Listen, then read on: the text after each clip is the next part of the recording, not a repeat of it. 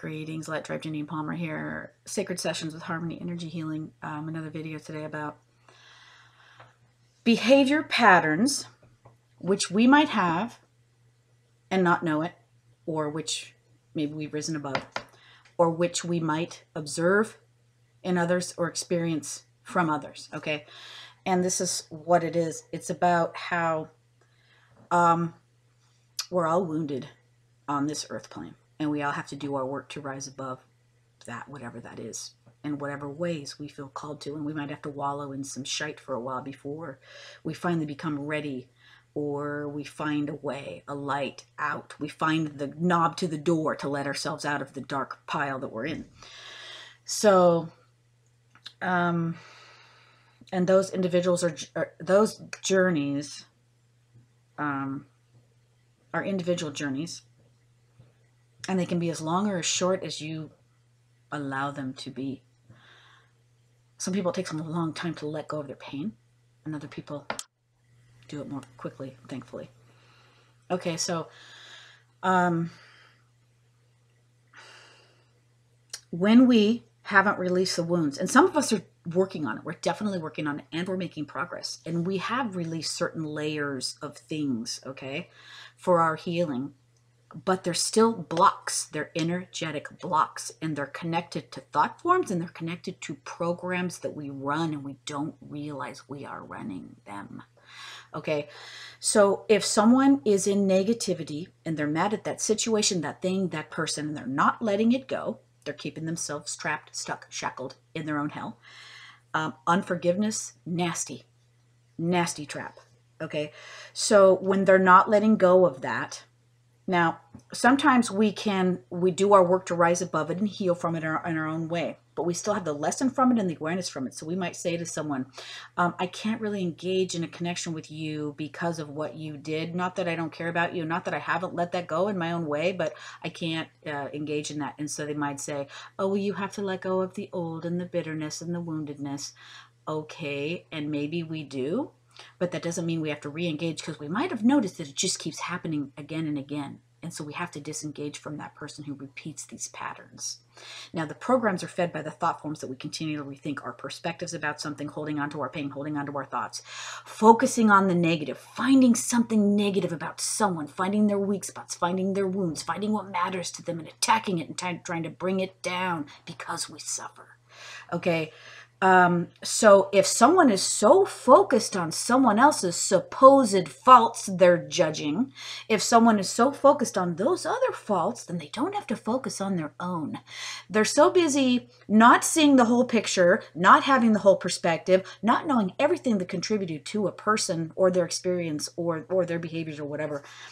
Why they do what they do. And actually, maybe we do know, but maybe we even still choose to disregard the positive part of it, focus on the negative, try to bring that person down. So we focus all our energy on something else and feed it and wallow.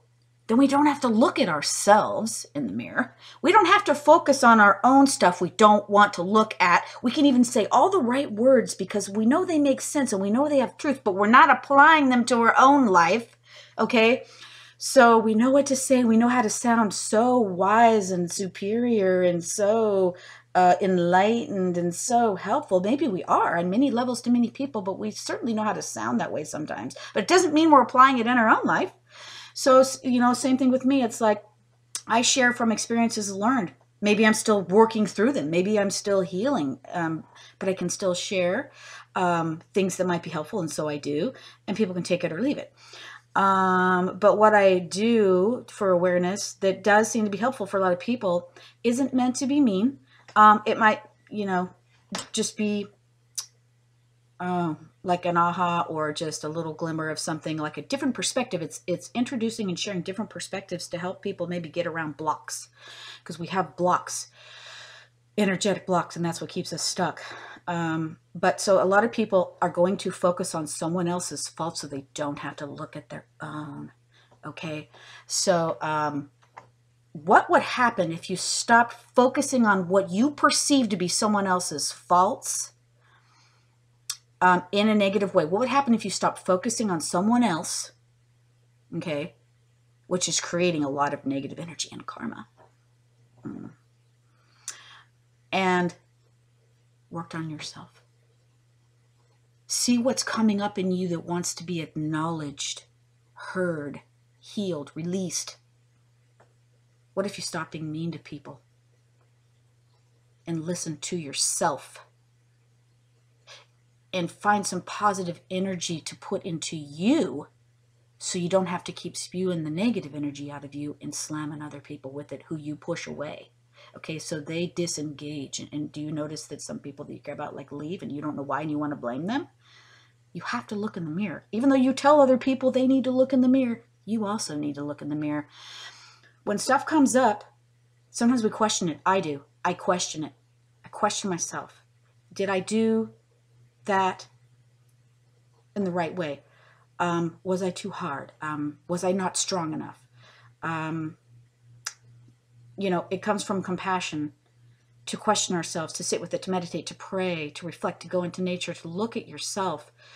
What people are reflecting back to you is showing you what needs to be healed. So when they reflect something back to you, and it's not nice, but you think it's them, it might be what they're reflecting back to you of you, but you don't see it. You think it's them, and then you project your issues at them.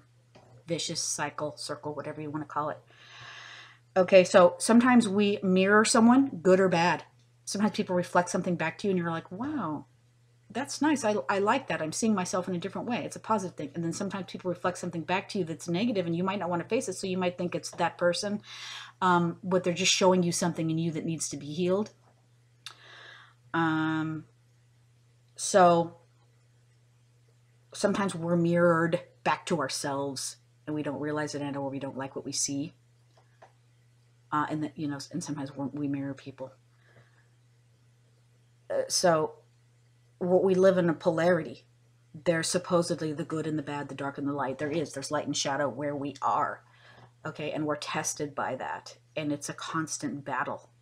And at some point we're tested to rise above, and we have to rise out of our own ashes. And we have to have these hurtful, devastating, shattering experiences. That's why we came here. We just don't remember. Kindness and compassion is a superpower. Calmness is a superpower. Non-reaction is a superpower because you don't feed it.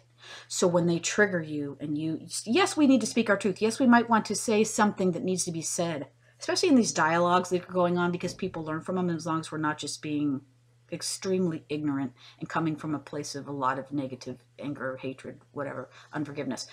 But we do have things to share from our experiences, from our stories. But what energy are we sharing it from?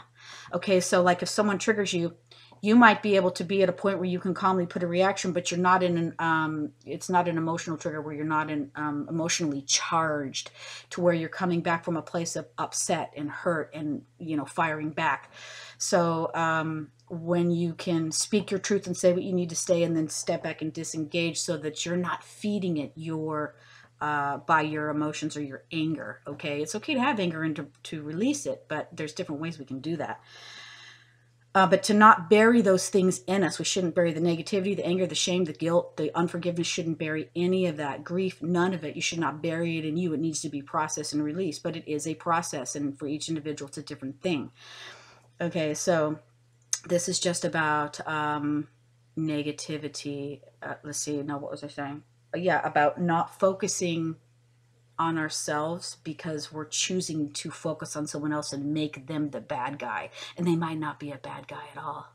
But in our mind, we create that and we make it a thing so that we can focus on it and attack it. And it's going to distract us from our own issues that we're not dealing with properly. If we want help, we can ask for it. If we need to apologize for something, we should do it. Because when you own something, you are in your power. It's extremely empowering. I have a friend who he'll own it and say, oh, you know, he goes, I messed up. I shouldn't have done that. You know, when you can say, I was wrong, my bad, I messed up, when you can acknowledge that, it frees you instantly. It empowers you to own it instead of to try to say, it's not my fault, it's their fault. Redirecting blame away from yourself, deflecting things and projecting your issues at other people. There's a lot of labels for that, but I don't like labels. So this is just to get more awareness to the fact of mirroring, not focusing your negativity on someone else, which is a distraction from healing your own. Peace.